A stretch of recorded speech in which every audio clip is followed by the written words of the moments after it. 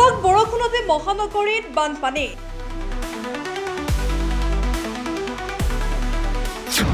সৰ্ববৃহৎ মহানগৰীৰ প্ৰায় অঞ্চল এতিয়া পানীৰ তলত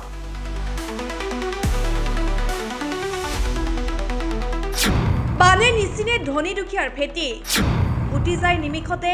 ধন্যাঢ্যৰ অহংকাৰ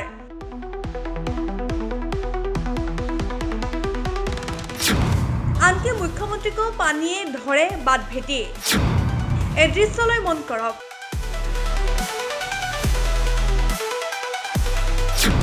গাড়ীৰ ভিতৰত থকা ব্যক্তিগৰাকীক মামা বুলি মাতিছে মামা মানে আপুনিতো ধৰিবই পাৰিছে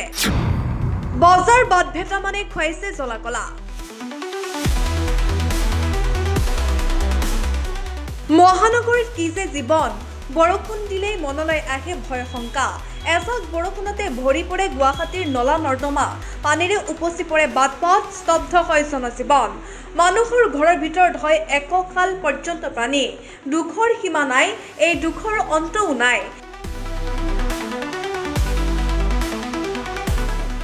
বানৰ পৰা পৰিত্ৰাণ নাপায় মহানগৰবাসীয়ে ৰজাঘৰীয়াৰ অলপ কথাই সুকীয়া তেওঁলোকে গুৱাহাটীৰ উন্নয়নৰ নামত বৃহৎ অৰ্থ ব্যয় কৰি নিজৰ ঘৰৰ ভেটি মজবুত কৰি ল'ব পাৰে কিন্তু এইবাৰ দেখা গৈছে এক বিশেষ দৃশ্য